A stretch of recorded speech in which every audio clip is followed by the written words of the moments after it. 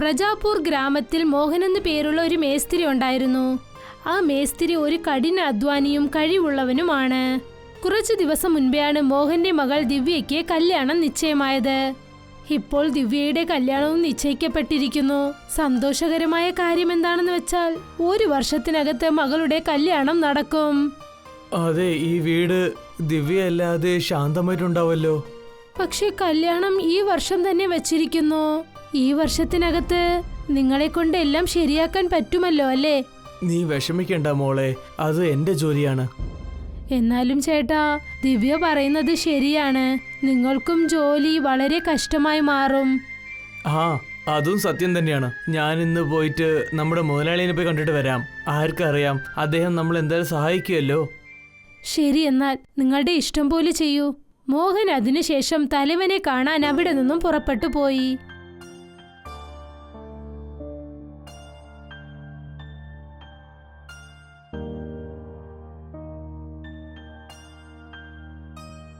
ആ മുതലാളി, നിങ്ങൾക്ക് സുഖമല്ലേ? എല്ലാം സന്തോഷമായിട്ട് പോകുന്നുണ്ടല്ലേ? ഇത്രയും ദിവസം ഞാൻ സന്തോഷമായിട്ടുള്ളത്. പക്ഷെ നീ പറയാൻ വരുന്ന കാര്യം, നീ പറഞ്ഞതിന് ശേഷം എനിക്കറിയാം ഞാൻ സന്തോഷത്തോടെ ഉണ്ടോ ഇല്ലയോ എന്ന്. എൻ്റെ മുതലാളി, നിങ്ങളുണ്ടല്ലോ, ഒരു പ്രശ്നമല്ല. പറയൂ, എന്താണ് കാര്യം? മുതലാളി, നിങ്ങൾക്കെന്നെ നന്നായിട്ട് അറിയാം, ദിവ്യേൻ്റെ കല്യാണം ഇനി 1 കൊല്ലത്തിൽ ചെയ്യാമെന്ന് തീരുമാനിച്ചിട്ടുണ്ട്. അതുകൊണ്ട് ആ നേരത്തിൽ എനിക്ക് പണത്തിൻ്റെ എന്തെങ്കിലും ആവശ്യമുണ്ടായിരുന്നു. അതുകൊണ്ടാണ് ഞാൻ നിങ്ങളെ കാണാൻ വന്നത്. ഒരു പക്ഷേ ആ നേരത്തിൽ എനിക്ക് എന്തെങ്കിലും കഷ്ടം വന്നാൽ നിങ്ങൾ ആ നേരത്തിൽ എന്നെ ഒന്ന് നിങ്ങൾക്ക് സഹായിക്കാൻ പറ്റുമോ? മോഹൻ, എങ്ങനെയായാലും ഞാൻ നിനക്ക് പണം തരാൻ പോകുന്നില്ല. കാരണം എൻ്റെ അടുത്ത് അത്രയും പറയുന്ന പണമൊന്നും എൻ്റെ അടുത്ത് ഇല്ല, നിന്റെ പെണ്ണിന് കല്യാണം കൊടുക്കുന്ന പോലെ. ആ ശരി മുതലാളി, ഒരു കുഴപ്പമില്ല. പക്ഷേ ഗ്രാമത്തിൽ മേസ്ത്രീൻ്റെ എന്തെങ്കിലും ജോലി ഉണ്ടെങ്കിൽ അത് നിങ്ങൾ എനിക്ക് തന്നെ തരണേ. ഞാൻ കഷ്ടപ്പെട്ട് അധ്വാനിച്ച് പണം വേഗം തന്നെ ചേർത്ത് വെച്ചോളാം. ഒരു പക്ഷേ ഗ്രാമത്തിലുള്ള മൊത്ത ജോലിയും ചെയ്തിട്ടുണ്ടെങ്കിൽ പിന്നെ എന്നെക്കാളും വലിയ പൈസക്കാരനാവില്ലവൻ. ഈ കാര്യത്തിലൊന്നും ഇവനെ തീർച്ചയായിട്ടും സഹായിക്കാനേ പാടില്ല. അതുമാത്രമല്ലാതെ ഗ്രാമത്തിലുള്ള എല്ലാ ജോലിയും ചെയ്യുന്നത് പറ്റാത്ത കാര്യം തന്നെയാണ്. ശരി, ഇപ്പോഴത്തേക്ക് ശരിയെന്ന് പറഞ്ഞേക്കാം. ആ ശരി ശരി, ഞാൻ നിനക്ക് തന്നെ ആ പണി തന്നേക്കാം. വളരെ നന്ദിയുണ്ട് മുതലാളി, ഞാനിപ്പോൾ പുറപ്പെടുകയാണ്. വളരെ നന്ദിയുണ്ട്.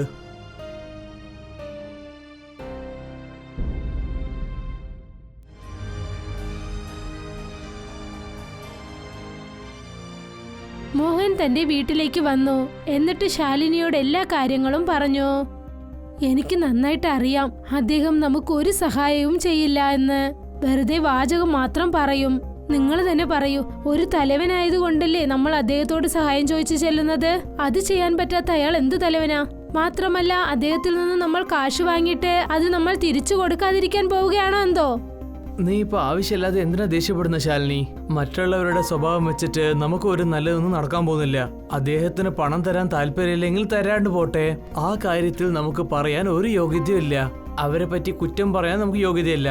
ഞാൻ നാളെ തൊട്ട് ഇന്നും കുറെ ഞാൻ അധ്വാനിക്കാൻ പോവാണ്. പക്ഷേ വിശ്രമിക്കാതെ ജോലി ചെയ്താൽ നിങ്ങളുടെ അവസ്ഥ വളരെ മോശമാകും. ഇതൊക്കെ ആലോചിച്ചാൽ എന്തായാലും പണി നടക്കില്ല. ഇനി നാളെ തൊട്ട് ഞാൻ രാവിലെ ജോലിക്ക് പോയിട്ട് രാത്രി വളരെ വൈകിയാ വരിക. അധികമായ നേരത്തിൽ ഞാൻ കടയിലാണ് ജോലി ചെയ്യാൻ പോകുന്നത്. ഞങ്ങളുടെ ദൈവമേ, നീ വേണം ഒരു കഷ്ടവുമില്ലാതെ ഞങ്ങളെ രക്ഷിക്കാൻ. ഇദ്ദേഹത്തിന്റെ ശരീരത്തിന് ഒരു അസുഖവും പാടില്ല. ഈ വേണ്ടതിലല്ലാതെ ഞാൻ ദൈവത്തിനടുത്ത് വേറെ എന്ത് കാര്യമാണ് ചോദിക്കാൻ പറ്റുക? ബാക്കിയുള്ള എല്ലാ കാര്യവും നിങ്ങൾ തന്നെ നോക്കിക്കോളൂ. ഇപ്പൊ ഞാൻ കടയ്ക്ക് പോവുകയാണ്. ശരി ചേട്ടാ, പെട്ടെന്ന് വരണേ. മോഹൻ തന്റെ കടയിലേക്ക് ചെന്നു. എന്നിട്ട് മരപ്പണി ചെയ്യാൻ തുടങ്ങി. ഗ്രാമത്തിലെ കുറച്ച് ജനങ്ങൾ മോഹന് ഓർഡർ നൽകാനായി വന്നു. അപ്പോഴാണ് മാധവൻ എന്ന് പേരുള്ള ഒരാള് മോഹനെ ഒരുപാട് ദൂരെ നിന്ന് നോക്കിയത്. എന്നിട്ട് അടുത്തേക്ക് ചെന്നു. ആ എന്റെ പൊന്നു ചേട്ടാ, നിങ്ങൾ വളരെ നന്നായിട്ട് ജോലി ചെയ്യുന്നുണ്ടല്ലോ. നിങ്ങൾ ആരാണ് ചേട്ടാ? എനിക്ക് നിങ്ങളെ മനസ്സിലായില്ലല്ലോ. ഞാൻ ഈ ഭാഗത്ത് ചുമ്മാ ഗ്രാമം കാണാൻ വേണ്ടി വന്നതാണ്. നിങ്ങൾ സൂപ്പറായിട്ട് ജോലി ചെയ്യുന്നത് കണ്ടുകൊണ്ടിരിക്കുകയാണ്. അതാ ശരി, നിങ്ങൾ കണ്ടിട്ട് പോന്നു വന്നു. നിങ്ങൾ സംസാരിക്കുന്നത് കേട്ടാൽ വളരെ നന്നായിട്ടുമുണ്ട്. അതുമാത്രമല്ലാതെ കാണാൻ തന്നെ വളരെ സന്തോഷമായിട്ടുമുണ്ട്. ഞാൻ തീർച്ചയായിട്ടും അധ്വാനിച്ചേ പറ്റുള്ളൂ. ഇനി 1 വർഷത്തിൽ എൻ്റെ മകൾക്ക് ഞാൻ കല്യാണം വെച്ചിട്ടുണ്ട്. നിങ്ങൾക്ക് എന്നെ ഒന്ന് കുറച്ച് സഹായിക്കാൻ പറ്റിയാൽ എനിക്ക് വളരെ തന്നെ സഹായമായിട്ടുണ്ടാവും. തീർച്ചയായിട്ടും ഞാൻ ചെയ്തോളാം. ഈ ഗ്രാമത്തിലെ ജനങ്ങൾ നിങ്ങൾക്ക് ജോലിയൊന്നും തരാറില്ലേ? ഇല്ല ഇല്ല, അങ്ങനെയൊന്നുമില്ല. എൻ്റെ മകൾക്ക് കല്യാണം നടക്കാൻ പോകുന്ന കാര്യം അറിഞ്ഞപ്പോൾ ജനങ്ങളെല്ലാവരും അവരുടെ ജോലി എനിക്കാണ് തന്നിരിക്കുന്നത്. വളരെ നല്ലത് തന്നെ. എന്നാൽ നിങ്ങളുടെ ജോലി നിങ്ങൾ നോക്കിക്കോളൂ. എന്നാൽ ഞാൻ ഇവിടെ പുറപ്പെടുകയാണ്. ഞാൻ നിങ്ങളുടെ ജോലിയിൽ ശല്യമായിട്ട് നിൽക്കുന്നില്ല. ആ ശരി ശരി, എനിക്ക് നിങ്ങളോട് സംസാരിച്ചതിൽ വളരെ സന്തോഷമായിട്ടുണ്ട്. വിശ്വസിക്കൂ, എനിക്ക് നല്ല ഒരു പുതിയ ശക്തി കിട്ടിയിട്ടുണ്ട്. നിങ്ങൾ എപ്പോൾ വിചാരിച്ചാലും ധാരാളമായിട്ട് ഇങ്ങോട്ട് വന്നേക്കാം. ആ ശരി ചേട്ടാ, നമസ്കാരം. ആ ശരി. ഇത് പറഞ്ഞിട്ട് മാധവൻ അവിടെ നിന്നും പോയി. പിന്നീട് മോഹൻ വളരെ സന്തോഷത്തോടെ വീണ്ടും ജോലി ചെയ്യാൻ തുടങ്ങി. ഇപ്പോൾ അദ്ദേഹം 2 മടങ്ങ് അധ്വാനിക്കാൻ തുടങ്ങി. പകലെല്ലാം ജോലി ചെയ്ത് കഴിഞ്ഞതിന് ശേഷം രാത്രി അദ്ദേഹം തന്റെ വീട്ടിലേക്ക് വന്നു. ചേട്ടാ, ഇന്ന് നിങ്ങളെ കണ്ടാൽ വളരെ സന്തോഷമായിരിക്കുന്നതായി തോന്നുന്നു. കാരണം ഞാൻ ഇന്നൊരാളെ കണ്ടിരുന്നു. അദ്ദേഹത്തിന്റെ മുഖം കാണുമ്പോൾ തന്നെ വളരെ മംഗളകരമായിട്ടുണ്ടായിരുന്നു. ദൈവത്തിന്റെ അനുഗ്രഹം ഉണ്ടെങ്കിൽ എല്ലാ ദിവസവും ഇതുപോലെ നന്നായിട്ട് പോകും. ദിവസവും അദ്ദേഹത്തിന്റെ മുഖം കാണുമ്പോൾ നല്ല സന്തോഷമുണ്ട്. ശരി ചേട്ടാ, അദ്ദേഹത്തെ നമ്മുടെ ദിവ്യയുടെ കല്യാണത്തിലേക്ക് വരാൻ ക്ഷണിച്ചിട്ടുണ്ടോ? ആ, അദ്ദേഹം പക്ഷെ വരുമെന്ന് അറിയില്ലല്ലോ. പിന്നെ ഇന്നത്തെ ജോലി കഴിഞ്ഞതിന് ശേഷം ദിവസം ഇതേപോലെ തന്നെ ജോലി ചെയ്യാൻ പറ്റുമെന്ന് അറിയില്ല. ഞാൻ ഒറ്റയ്ക്കുണ്ടല്ലോ, അതുകൊണ്ട് കുറെ പണം ഉണ്ടാക്കുന്നത് കുറച്ച് കഷ്ടമുള്ള കാര്യം തന്നെയാണ്.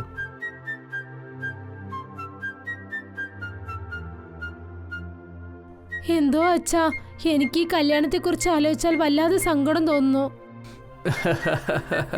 അങ്ങനെയൊന്നുമില്ല മോളെ, കഷ്ടമൊന്നുമില്ല. ഇത് ഞാൻ നിനക്ക് ചെയ്യാനുള്ള മുഖ്യമുള്ള കടമയാണ്. ഒരുപാട് മാസങ്ങൾ കടന്നുപോയി. മോഹൻ തന്റെ ജോലി വളരെ നന്നായി ചെയ്തുകൊണ്ടിരുന്നു. അദ്ദേഹം ഒരളവിന് കാശ് ചേർത്ത് വെച്ചു. പക്ഷേ കല്യാണം നടത്തുന്നതിന് ആവശ്യമായ പണം കിട്ടിയില്ല. അതുകൊണ്ട് അദ്ദേഹം വീണ്ടും തലവനെ കാണാൻ ചെന്നു, അദ്ദേഹത്തോട് സഹായം ചോദിക്കാൻ വേണ്ടി. എന്താണ് കാര്യം മോഹൻ? എന്താണ് വീണ്ടും നീ ഇങ്ങോട്ട് വന്നിട്ടുണ്ടല്ലോ? നമസ്കാരം മുതലാളി.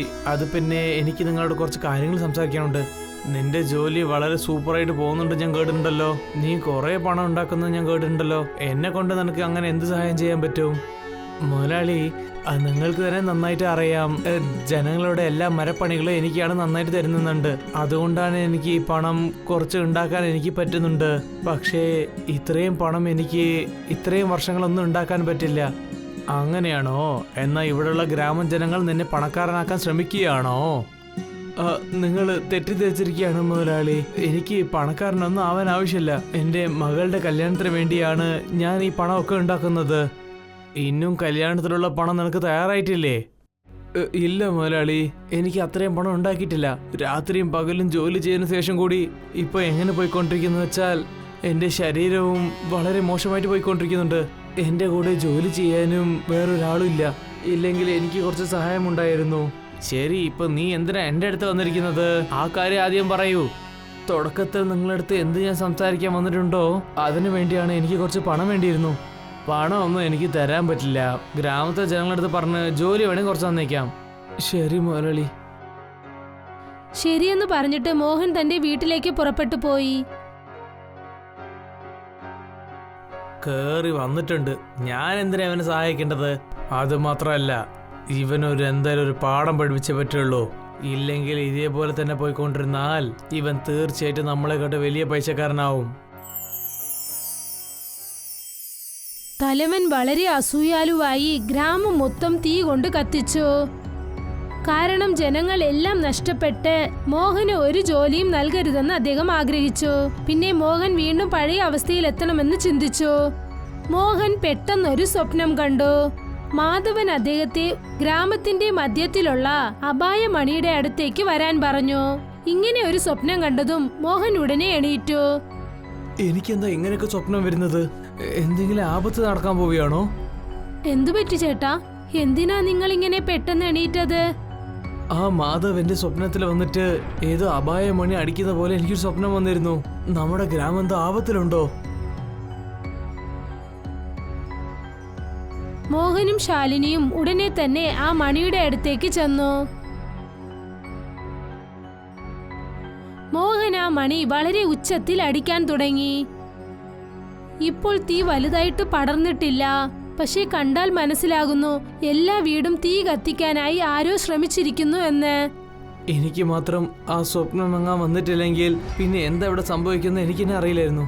മോഹൻ മണി അടിച്ച് ശബ്ദമുണ്ടാക്കിയത് കൊണ്ട് എല്ലാരും അവരുടെ വീട്ടിന് പുറത്ത് വന്ന് ആ തീ അണച്ചു. എന്നിട്ട് എല്ലാവരുടെ ജീവനും രക്ഷപ്പെട്ടു.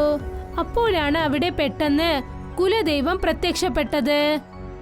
ആ മാധവ് നീയാണോ? അയ്യോ എന്നോട് ക്ഷമിക്കൂ എന്റെ ദൈവമേ. കുലദൈവമോ? പ്രണാമം സ്വാമി. നീ എന്നെ മാധവ് എന്നെ വിളിച്ചോളൂ. ഞാൻ നിന്റെ സുഹൃത്തല്ലേ. നീ ശരിക്കും വളരെ നല്ലവനാണ്, വളരെ കരുണയുള്ള മനുഷ്യനാണ്. ഞാൻ നിനക്ക് 2 പകരം 6 കൈ തന്നേക്കാം.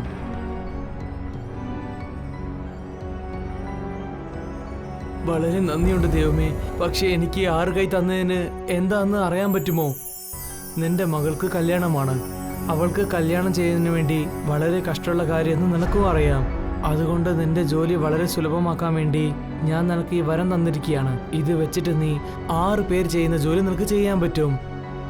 കുലദേവമേ മാധവ്, നിങ്ങൾ ദയവായിട്ട് എൻ്റെ മകളുടെ കല്യാണത്തിന് നിങ്ങൾ എന്തായാലും വന്നേ പറ്റുള്ളൂ. എന്നാലേ എൻ്റെ മകളുടെ കല്യാണം മുഴുവനും പൂർത്തിയായതുപോലെ ഞാൻ വിചാരിക്കുകയുള്ളൂ. തഥാസ്തു. ഇങ്ങനെ പറഞ്ഞിട്ട് കുലദൈവം അവിടെ നിന്നും മാഞ്ഞുപോയി. മോഹനും ശാലിനിയും നേരെ അവിടെ നിന്നും അവരുടെ വീട്ടിലേക്ക് ചെന്നു.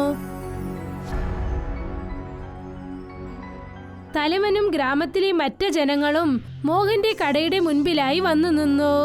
പിന്നെ അദ്ദേഹത്തിന്റെ ഈ രൂപം കണ്ടിട്ട് അവർ ആശ്ചര്യത്തിൽ ഉറഞ്ഞു പോയിരുന്നു. ചേടാ, ഇതെന്താണ്? മോഹൻ, നിനക്ക് ഈ 6 കൈ എങ്ങനെയാണ് വന്നിരിക്കുന്നത്? പിന്നെ നീ ജോലി ചെയ്യുന്നത് കണ്ടാൽ ഒരേ നേരത്തിൽ 10 പേർ ജോലി ചെയ്യുന്ന പോലെ ഉണ്ടല്ലോ. വരൂ, നിങ്ങൾ എല്ലാവരും എൻ്റെ കടയ്ക്ക് ഞാൻ സ്വാഗതം ചെയ്യുന്നു. ഇന്ന് തൊട്ട് നിങ്ങൾക്ക് എന്ത് ജോലി ആവശ്യമുണ്ടോ നിങ്ങൾ ഒരു തയക്കമില്ലാതെ എന്നോട് ചോദിക്കാം. ഞാൻ ഒറ്റയ്ക്ക് തന്നെ 10 പേർ ജോലി ചെയ്യുന്ന ജോലി എനിക്ക് ചെയ്യാൻ പറ്റും. അതൊക്കെ ശരി, പക്ഷെ ഇത് എങ്ങനെയാണ് സംഭവിച്ചത്? ഈ ദിവ്യ കൈകൾ നിനക്ക് എങ്ങനെയാണ് കിട്ടിയത്? നിങ്ങൾക്ക് എല്ലാവർക്കും നന്നായിട്ട് അറിയാം, ഇന്നലെ രാത്രി എങ്ങനെ സംഭവിച്ചെന്ന് അറിയില്ല. നമ്മുടെ ഗ്രാമത്തിൽ തീ പിടിച്ചു. കുലദൈവം എന്റെ കനവിൽ വന്നിരുന്നു. പിന്നെ എനിക്കൊരു ആലോചന പറഞ്ഞിരുന്നു. ഞാൻ പോയിട്ട് ആ അപായ മണി അടിക്കണമെന്ന് പറഞ്ഞു. ഞാനും അടിച്ചു. പിന്നെ ഞാൻ എല്ലാരെയും ഉണർത്തിയും കഴിഞ്ഞു. അങ്ങനെ വെച്ചാൽ ആ അപായ മണി നീയാണോ അടിച്ചത്? അതെ, അത് സന്തോഷത്തുകൊണ്ടാണ് കുലദൈവം ഇങ്ങോട്ട് വന്ന് എനിക്ക് ഈ 6 കൈ തന്നിരിക്കുന്നത്. ഇത് വെച്ചിട്ട് എന്നെ കൊണ്ട് ഒരു 10 പേരുടെ ജോലിയും ചെയ്യാൻ പറ്റും. പിന്നെ എൻ്റെ പെണ്ണിന്റെ കല്യാണത്തിനും പണവും ചേർക്കാൻ പറ്റും. എന്നാ നീയാണോ എൻ്റെ ജോലി കെടുത്തിരിക്കുന്നത്? നിങ്ങളുടെ ജോലിയോ? നിങ്ങളുടെ ജോലിയോ? അങ്ങനെ വെച്ചാൽ ഇന്നലെ നിങ്ങളാണോ ആ തീ വെച്ചിരിക്കുന്നത്? അത് പിന്നെ നിങ്ങൾ ശരിക്കും വളരെ തെറ്റാണ് ചെയ്തിരിക്കുന്നത് മുതലാളി. നിങ്ങളുടെ ഈ അത്യാഗ്രഹം കൊണ്ട് ഇത്രയും പേരുടെ ജീവനാണോ നിങ്ങൾ കളിച്ചിരിക്കുന്നത്? ഇത് നല്ലതല്ല. മോഹൻ ഇത് പറഞ്ഞതും തന്നെ തലവൻ ആ സ്ഥലത്തു നിന്നും ഓടിപ്പോയി. ഇപ്പൊ ആ മുതലാളി നന്നായിട്ട് പെട്ടു. നമ്മളെല്ലാരും ചേർന്നിട്ട് അയാളുടെ മേലെ പുകാർ കൊടുക്കണം. അദ്ദേഹത്തിന്റെ മുതലാളി സ്ഥാനത്തിൽ നമ്മൾ മാറ്റിയേക്കണം. അയാൾ ഒഴിച്ചിട്ട് നിങ്ങൾ എല്ലാവർക്കും എന്തൊക്കെ മരപ്പണിയുണ്ടോ അത് ഞാൻ ധാരാളമായിട്ട് നിങ്ങൾ ചെയ്തു തരാം. അങ്ങനെ കുറച്ചു മാസങ്ങൾ കടന്നതിന് ശേഷം മോഹൻ തന്റെ മകളുടെ കല്യാണം നടത്തി. പിന്നെ മാധവന്റെ രൂപത്തിൽ കുലദൈവം ആ കല്യാണത്തിൽ കൂടിച്ചേർന്നു. മോഹനും അദ്ദേഹത്തിന്റെ കുടുംബത്തിനും അദ്ദേഹം ആശീർവാദം നൽകി.